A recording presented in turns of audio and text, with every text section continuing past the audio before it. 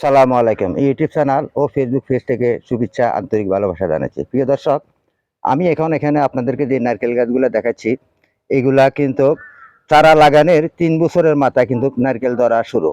আপনারা এইভাবে নারকেল গাছের চাষাবাদ করতে পারেন, কারণ এটা হলো কলম্বর নারকেল।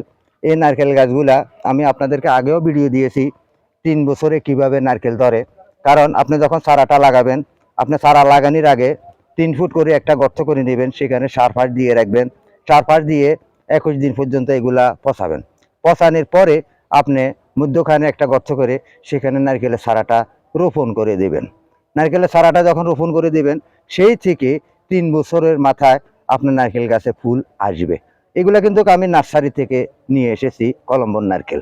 এটা কলম্বর নারকেল বলা হয়। এই নারকেল গাছে কিন্তু এখন ফুল আসার ধরে গেছে, কারণ ৩ বছর পূর্ণ হয়ে আসছে, এখন ফুল আসতেছে। জানি না সে ফুল থেকে নারকেল হয় কিনা, তবে তাদের কথা কাজে এক।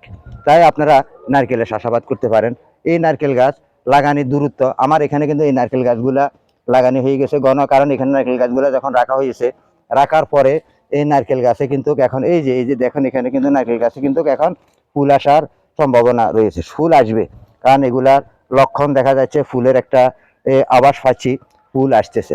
তাই এই ৩ বছরে কিভাবে নারকেল, আপনারা জানেন আমাদের এখন বর্তমানে, আমি চট্টগ্রাম থেকে বলতেছি, চট্টগ্রামে এক জোড়া নারকেল কিনতে গেলে ২০০ থেকে ২৫০ টাকা কিংবা ২৮০ টাকা দিয়ে এক জোড়া নারকেল ৩০০ টাকা পর্যন্ত বিক্রি হয়। তাই নারকেলের ডাব বিক্রি করে কিন্তু শুকনো নারকেলের শর্ট পড়ে গেছে। তাই আপনারা বেশি বেশি নারকেলের চাষাবাদ করুন, নিজে স্বাবলম্বী হন, নিজের দেশটাকে উন্নতি করুন।